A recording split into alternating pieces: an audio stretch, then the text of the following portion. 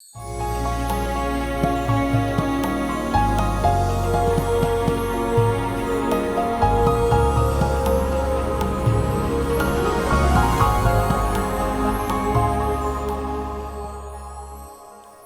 علیکم ورحمۃ اللہ۔ ہماری آج کی گفتگو ہماری گزشتہ گفتگو کا تسلسل ہے، لہٰذا میں مناسب سمجھتا ہوں کہ جو ہماری پہلی گفتگو تھی میں اس کا تھوڑا سا خلاصہ آپ کو پہلے بیان کر دوں۔ کل میں نے یہ عرض کیا تھا کہ انسان کی گروتھ کا ایک بہت ضروری حصہ یا کمپوننٹ انسان کے جسم یا اس کی فزیکیلٹی کی گروتھ ہے، کیونکہ اگر انسان کا جسم ہی ٹھیک نہیں ہوگا تو اس کی جو باقی جہتیں ہیں اس کو صحیح طریقے سے وہ استعمال نہیں کر سکے گا۔ اور ہم نے یہ بتایا تھا کہ ہماری فزیکیلٹی کے لیے جو سب سے اہم چیز ہے وہ خوراک ہے جو ہم کھاتے ہیں، اور ہم نے پچھلی گفتگو میں آپ سے عرض کیا تھا کہ ہم کیا کھائیں، اور میں نے تفصیل سے یہ بات بتائی تھی کہ ہر وہ چیز جو زمین سے نکلتی ہے اور زندہ ہے وہ بہترین خوراک ہے، اور ہر وہ چیز جو کہ مصنوعی طور پہ بنائی جاتی ہے وہ خوراک نہیں ہے۔ تو اس کے بارے میں ہم تفصیل سے بات کر چکے ہیں۔ پھر دوسری بات میں نے آپ سے یہ عرض کی تھی کہ ہم کتنا کھائیں، اور میں نے یہ عرض کیا تھا کہ ہم جو بھی کھاتے ہیں اپنی ضرورت سے ہمیشہ زیادہ کھاتے ہیں۔ جو کچھ ہم کھا رہے ہیں اگر اس سے آدھا بھی کھانے لگ جائیں تو ہماری ضروریات کے لیے کافی ہوگا۔ اس کی کیا ترتیب ہے وہ میں نے پچھلی گفتگو میں آپ سے عرض کی تھی۔ اب تیسری اہم بات یہ ہے کہ ہم کب کھائیں، اور میں نے آپ سے یہ عرض کیا تھا، اور ایک بہت ہی زبردست تمثیل جو ہم نے بزرگوں سے سنی وہ میں نے آپ کو بتائی تھی کہ جنت کے اندر 2 دفعہ کھانا سرو ہوگا۔ گو یہ الگ بات ہے کہ جنت میں ہر شخص کی ہر خواہش پوری ہوگی، وہ جب کھانا چاہے کھا سکتا ہے، جب آرڈر دینا چاہے الا کارٹا جب کرنا چاہتا ہے تو وہ اپنا آرڈر دے سکتا ہے، لیکن جنت میں فارملی کھانا 2 دفعہ سرو کیا جائے گا، اور شاید یہ ہمارے لیے بھی ایک سبق ہے کہ 2 دفعہ کھانا کھانا بہت مناسب ہے۔ اچھا، اب جو میں باتیں ضروری آپ سے عرض کرنا چاہتا ہوں وہ یہ ہے کہ کھانا کب کھایا جائے۔ تو کب سے مراد یہ ہے کہ صبح کے وقت تو ناشتہ ضرور کرنا چاہیے۔ کچھ لوگوں کی عادت ہے کہ وہ ناشتہ کیے بغیر اپنی زندگی کا کام شروع کر دیتے ہیں، لیکن دیکھیے ناشتے کا انگریزی ترجمہ ہے بریک فاسٹ۔ کیا مطلب؟ روزے کا کھولنا۔ فاسٹنگ کا مطلب روزہ اور بریک کا مطلب توڑنا۔ تو رات بھر ہمارا ایک روزہ ہوتا ہے نا، ہم فاسٹنگ کر رہے ہوتے ہیں، تو اس کو توڑنا، تو اس کا مطلب یہ ہے کہ وہ کھانا بہت ضروری ہے۔ اور ویسے ایک پرانی حکایت بھی آپ نے سنی ہوگی، اور یہ ہم نے اپنے بزرگوں سے سنی کہ ناشتہ بہت شاہانہ ہونا چاہیے، دوپہر کا کھانا غریبانہ دوپہر کا کھانا عامیانہ ہونا چاہیے، اور رات کا کھانا غریبانہ ہونا چاہیے۔ یعنی کہنے کا مطلب ہے کہ ناشتہ جو ہے وہ پراپر ہونا چاہیے، کیونکہ ہماری کاربوہائیڈریٹ کا لیول کم ہوا ہوتا ہے، تو صبح کا ناشتہ اچھا ہیلدی کا ناشتہ کرنا چاہیے۔ اور ہیلدی ناشتہ سے مراد پراٹھوں اور پوڑیوں کی مقدار کا زیادہ ہونا نہیں ہے، بلکہ ہیلدی ناشتے سے یہ مراد ہے کہ ایک بیلنس ڈائٹ ہونی چاہیے۔ ایک نارمل ایڈلٹ کے لیے کچھ دہی کھانا، دودھ پینا، کچھ تازہ پھل کھانا، اور انڈے ابلے ہوئے کھانا، اور کچھ نٹس کھا لینا، یہ بہت ہیلدی ناشتہ ہے۔ اور یہ ناشتہ جو ہے اگر آپ پراپرلی کر لیں گے تو رات کے کھانے تک آپ کے لیے کافی ہوگا۔ ایک بات میں نے آپ سے اور عرض کی تھی کہ کھانوں کے درمیان جو منہ چلانا ہے نا، منچنگ جسے کہتے ہیں، وہ بہت خطرناک ہے، تو ایسا بالکل بھی نہیں کرنا چاہیے۔ پراپر کھانے کے وقت کھانا چاہیے۔ اور آخر میں نے آپ سے یہ عرض کیا تھا کہ جب پیٹ بالکل بھوک ستا رہی ہو اور پیٹ بالکل خالی ہو تو اس وقت کھانا کھانا چاہیے، اور تھوڑی سی بھوک باقی ہو تو پھر کھانا کھانا روک دینا چاہیے۔ اس سلسلے میں ایک واقعہ ہمیں حکایت صحابہ سے بھی ملتا ہے کہ نبی کریم صلی اللہ علیہ وسلم کے زمانے میں کسی اور سلطنت کے حکمران نے تحفے کے طور پر 2 حکیم بھیجے، جو کہ مدینہ میں بھیجے گئے تاکہ صحابہ بیمار ہوں تو ان کا علاج کر سکیں۔ تو وہ جو 2 حکیم آئے تھے وہ کچھ عرصہ رہنے کے بعد نبی کریم صلی اللہ علیہ وسلم کی خدمت میں حاضر ہوئی، اور آ کے انہوں نے یہ کہا کہ ہمیں اجازت دیجیے، اس لیے کہ ہمارے پورے اسٹے کے دوران کوئی بھی مریض ہمارے پاس نہیں آیا۔ اور انہوں نے جا کے اپنے بادشاہ سے یہ کہا کہ ہمارے پاس وہاں کوئی بھی مریض نہیں آیا، بھلا وہ علاقہ جہاں لوگ کھانا اس وقت کھاتے ہوں جب انہیں شدید بھوک لگی ہو، اور اس وقت کھانا کھانا بند کر دیں جب پیٹ میں ابھی گنجائش موجود ہو، تو جہاں ایسے لوگ رہتے ہوں وہاں بیمار کوئی کیسے ہو سکتا ہے۔ تو یہ ایک بہت بڑا لیسن ہے جو ہمیں بتایا گیا ہے۔ ایک اور اہم بات کھانے کے سلسلے میں یہ ہے کہ رات کا کھانا ہم جلدی کھائیں۔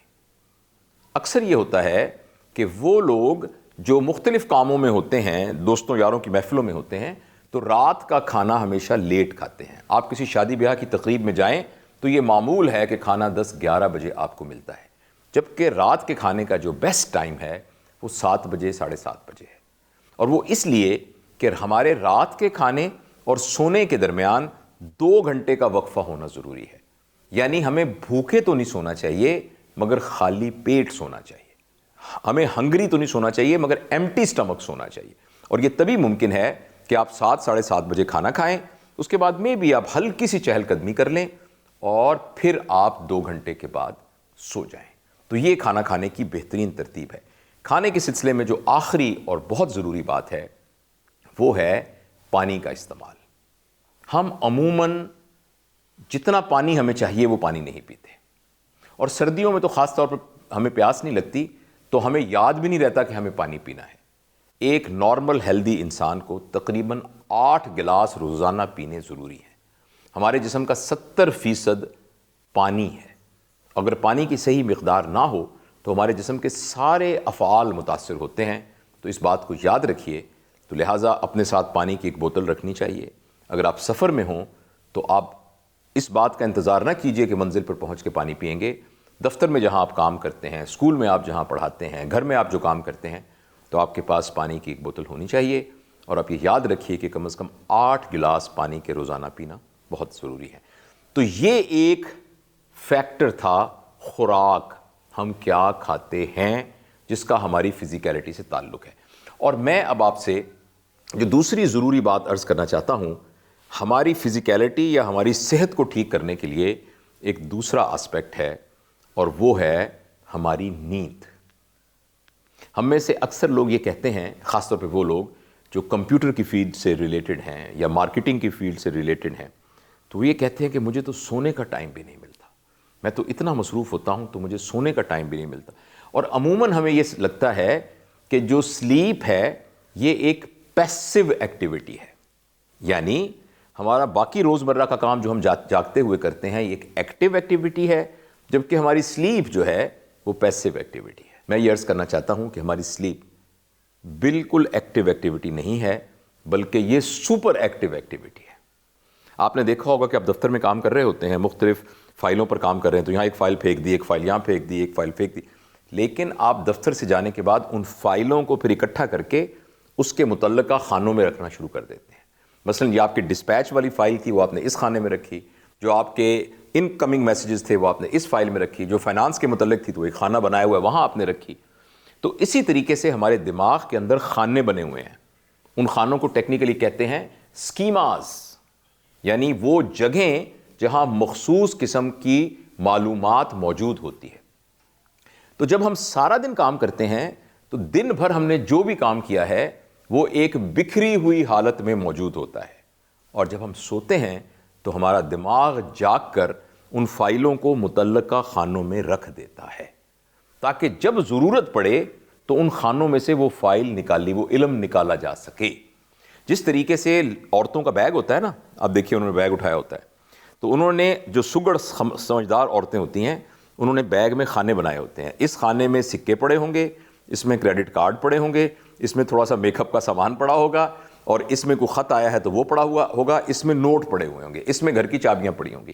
جب آپ ان کو ایک اور چابی دیں گے تو وہ چابی والے خانے میں اس کو رکھیں گی، تاکہ جب نکالنا ہو تو چابی والے خانے سے نکال لیں۔ اور اگر پورا بیگ صرف ایک ہی خانہ ہو اور سب چیزیں اس میں ڈالی ہوں تو نکالتے وقت آپ کو مختلف جگہوں پر ہاتھ مارنے پڑیں گے۔ اسی طرح زندگی میں جب بھی علم کی ضرورت ہوتی ہے تو وہ علم جب ہم اس کو اپنے دماغ سے نکالتے ہیں ایک خاص مسئلے کو حل کرنے کے لیے، تو اگر ہماری سلیپ پوری ہوتی ہے تو جب وہ علم ہمارے جسم کا حصہ بنا تھا ذہانت کا، تو وہ پھر ان اسپیسیفک خانوں میں سٹور ہوگا۔ اور اگر ہماری نیند پوری نہیں ہوگی تو وہ علم بکھرا ہوا ہوگا۔ یہ بات اکثر دیکھی جاتی ہے کہ بڑے امتحانوں میں، خاص طور پہ ہمارے میڈیکل کے امتحان میں، بچے جب صبح امتحان دینے جاتے ہیں تو ان کے اوپر کورس کا اور کیریکولم کا اتنا پریشر ہوتا ہے کہ وہ ساری رات جاگتے رہتے ہیں۔ ان کو یہ ایڈوائس ہوتی ہے کہ جس دن آپ کا امتحان ہے اس دن آپ نے 8 گھنٹے ضرور سونا ہے، تاکہ جتنا کچھ آپ نے پڑھا تھا وہ آرگنائز ہو کر تمام خانوں میں اکٹھا ہو جائے۔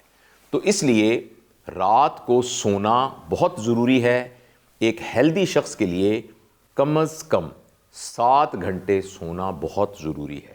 جیسے جو ہمارے بچے ہیں وہ اس سے زیادہ سوتے ہیں، جو نومولود بچہ ہے وہ تقریباً 20 گھنٹے سوتا ہے، مگر جیسے جیسے عمر بڑھتی جاتی ہے سونے کا دورانیہ کم ہو جاتا ہے، اور جو ضعیف لوگ ہیں ان کی یہ نیند 5 گھنٹے 6 گھنٹے بھی اگر ہو جائے تو وہ کافی ہے، لیکن ایک ہیلدی نارمل ینگ ایڈلٹ کو کم از کم 7 سے 8 گھنٹے تک ان انٹرپٹڈ سونا یہ بہت ضروری ہے۔ اچھا، اب آپ مجھ سے پوچھیں گے کہ سونے کے سلسلے میں کیا ایسی باتیں کی جائیں جس سے ہماری سلیپ جو ہے وہ بہت افیکٹو بن جائے؟ تو اس کے لیے میں کچھ ضروری باتیں آپ سے عرض کرنا چاہتا ہوں۔ اگر ہم ان باتوں پہ عمل کریں گے تو ہم سونے کو زبردست بنا سکتے ہیں، اپنے سونے کے عمل کو زبردست بنا سکتے ہیں۔ پہلی بات تو یہ ہے کہ جو آپ کے سونے کا کمرہ ہے نا، جو آپ کا بیڈ روم ہے، وہ صرف سونے کا کمرہ ہونا چاہیے۔ اس کمرے میں کسی اور ایکٹیویٹی کے لیے کوئی سامان نہیں ہونا چاہیے۔ سب سے بڑھ کر یہ ہے کہ وہاں سکرین نہیں ہونی چاہیے۔ سونے والے کمرے میں کتابیں بھی نہیں ہونی چاہیے۔ سونے والے کمرے میں ایکچولی کچھ بھی نہیں ہونا چاہیے سوائے ایک آرام دہ کمفرٹیبل بیڈ کے۔ جو آپ کا فون ہے جو آپ نے چارجر پہ لگانا ہے وہ آپ کے کسی دوسرے کمرے میں یا لاؤنج میں چارجر پہ لگا ہوا ہو، اور وہ آپ کے کمرے میں چارجر کے اوپر نہ لگا ہوا ہو، اور آپ کے سونے والے کمرے میں آپ کا آرام دہ بستر ہونا چاہیے۔ وہاں سردی گرمی کے مطابق اندر مناسب ٹیمپریچر ہونا چاہیے، اور آپ نے کھلے کپڑے پہننے چاہیے۔ اور جیسے میں نے آپ کو بتایا تھا کہ رات کا کھانا کھائے ہوئے کم از کم 2 گھنٹے آپ کو ہوں، اور جب آپ سونا چاہتے ہیں تو سوائے سونے کے آپ کوئی اور کام نہ کریں۔ اور رمضان مبارک کے مبارک مہینے کے حوالے سے میں آپ کو یہ عرض کرتا ہوں کہ آپ ضرور دیکھیے کہ نبی کریم صلی اللہ علیہ وسلم کے سونے کے اعمال کیا تھے۔ سونے سے پہلے وہ کیا دعا مانگا کرتے تھے، سونے سے پہلے وہ کیا وظیفے پڑھا کرتے تھے، تو وہ بہت ہی مختصر ہیں، تو ان سب کا پڑھنا وہ آپ کتاب سے دیکھ سکتے ہیں۔ اس کے بعد سونے کی نبی پاک صلی اللہ علیہ وسلم کی ایک ترتیب تھی کہ وہ ہمیشہ اپنے سونے کا آغاز دائیں طرف سے کرتے تھے، اپنی گال کے نیچے اپنا ہاتھ رکھتے تھے اور دوسرا ہاتھ ان کے کولے پہ ہوتا تھا۔ تو ہم ان کی تقلید میں شروع میں دائیں طرف کروٹ کر کے سو جائیں، پھر جیسے آپ کا جسم اجازت دے آپ اپنی کروٹ بدل لیں۔ اور یہ بھی کہا گیا ہے کہ سوتے وقت اگر آپ نے کچھ پینے کا پانی وغیرہ رکھا ہو تو آپ اس کو ڈھک دیں، کوئی برتن جو ہے وہ اس کو ڈھک دیں، اور اگر چراغ جل رہا ہے یعنی لائٹ، اب تو اس کو لائٹ کہیں گے نا، تو اس کو بجھا دیں۔ تو اندھیرے میں سونا، اور یہ بہت ہی لاجیکل ہے کہ آپ کو نیند بڑی زبردست آتی ہے۔ آج کل کے زمانے کے حساب سے میں آپ کو یہ عرض کرنا چاہتا ہوں کہ جو موبائل فون یا اسکرین ہے اس کے اندر سے جو روشنی نکلتی ہے وہ سفید رنگ کی روشنی ہوتی ہے۔ یہ روشنی بالکل ویسی ہے جو سورج کے نکلتے وقت روشنی ہوتی ہے۔ کبھی آپ نوٹ کیجئے جو صبح کی روشنی ہوتی ہے وہ دوپہر کی روشنی سے مختلف ہوتی ہے۔ جس طرح کچھ وائٹ بلبس ہوتے ہیں نا، اور کچھ یعنی یلو بلبس ہوتے ہیں، گولڈن بلب ہوتے ہیں، تو جو پورے دن کی سورج کی روشنی ہے وہ گولڈن روشنی ہوتی ہے، اور جو صبح کی روشنی ہے وہ وائٹ روشنی ہوتی ہے، سٹار لائٹ کہتے ہیں جس کو۔ اس روشنی میں جو وہ روشنی ہماری آنکھوں میں پڑتی ہے تو ہمارے دماغ میں ایک کیمیکل پروڈیوس ہوتا ہے جو ہمیں بتاتا ہے کہ دن چڑھ گیا ہے، اٹھ جاؤ۔ اور جب ہم سونے لگتے ہیں تو رات کا اندھیرا ہمارے دماغ کے اندر ایک پینیل باڈی ایک ہوتی ہے، وہاں سے وہ ہارمون پروڈیوس ہوتے ہیں، تو وہ ایک کیمیکل پروڈیوس کرتا ہے جو کہ ہمیں اسے میلاٹونن کہتے ہیں، جو ہمیں کہتا ہے کہ رات ہو گئی اب سو جاؤ۔ تو جب آپ 8 بجے 9 بجے موبائل آن کر کے اپنی آنکھوں کے سامنے رکھ لیتے ہیں تو موبائل کی وجہ سے جو روشنی نکلتی ہے تو ہمارے دماغ کو یہ پیغام ملتا ہے کہ دن چڑھ گیا ہے، اٹھ جاؤ۔ تو نیند کے لیے موبائل یا اسکرین کا استعمال سونے سے 1-2 گھنٹے پہلے تک بہت خطرناک ہے، اور یہ نیند کے خراب کرنے کا ایک باعث ہے۔ میں یہاں آپ کو سونے کی دعا بتا دیتا ہوں۔ اللہم بسمک اموت و احیا، اے اللہ تیرے نام سے ہی موت ہے اور تیرے نام سے ہی حیات ہے۔ یہ ہمیں یاد دلانے کے لیے کہا گیا ہے کہ جب ہم سوتے ہیں تو اصل میں یہ ایک طرح کی موت ہے، اور کئی اور آیات میں یہ کہا گیا ہے اور حدیث میں کہ جب انسان سوتا ہے تو وہ ایک طرح کی موت ہے، تو دوبارہ اس کو زندہ کون کرتا ہے؟ وہ اللہ کی ذات ہی ہے جو اس کو زندہ کرتی ہے۔ تو یہ اگر ہم یاد رکھیں گے تو ہمارے سونے کے عمل کو بھی اللہ تعالیٰ عبادت میں کنورٹ کر دیں گے۔ اللہم بسمک اموت و احیا۔ اور جب ہم سو کے اٹھتے ہیں تو اس کی ایک بہت خوبصورت دعا ہے، الحمدللہ الذی احیانا بعد ما اماتنا و الیہ النشور، کہ سب تعریفیں اسی اللہ کے لیے ہیں جس نے مجھے زندگی دی اس سے پہلے کہ مجھے مارا، یعنی پہلے مجھے مارا، موت دی، اور پھر مجھے زندگی دی، یعنی نیند بھی ایک موت ہے۔ الحمدللہ الذی احیانا، کہ سب تعریفیں اسی اللہ کے لیے جس نے مجھے زندگی بعد ما اماتنا، مجھے مارنے کے بعد، وإلیہ النشور، اور اسی کی طرف ہمیں لوٹ کے جانا ہے۔ اب دیکھیے جب انسان اٹھتے وقت فوراً اس دعا کو ریفلیکسلی پڑھے گا اور یا اس کی یعنی ایک سرشت کا حصہ بن جائے گا اور اس کی عادت بن جائے گی، تو اٹھتے ہی اس کو یاد آ جائے گا کہ میں نے زندگی خدا کے حکموں کے مطابق گزارنی ہے۔ تو یہ ایک زبردست دعا ہے، اور میں یہ آپ سے گزارش کروں گا کہ رمضان کی برکت میں آپ کی دعائیں خود بھی یاد کیجئے اور اپنے بچوں کو بھی یاد کرائیے۔ تو آج کے اس پروگرام میں ہم نے کچھ خوراک کے بارے میں اور کچھ نیند کے بارے میں آپ سے بات کی۔ انشاءاللہ اب اگلے ایپیسوڈ میں اپنی فزیکیلٹی کو ہم کیسے بہتر کر سکتے ہیں، اس کے بارے میں مزید گفتگو ہوگی۔ میں صرف آخر میں یہ عرض کرنا چاہتا ہوں کہ یہ باتیں صرف سننے کے لیے یا ایسے ایک سن کے لذت اٹھانے کے لیے نہیں ہیں، بلکہ عمل کرنے کے لیے ہیں۔ اللہ مجھے بھی توفیق دے اور آپ کو بھی توفیق دے۔ السلام علیکم ورحمۃ اللہ۔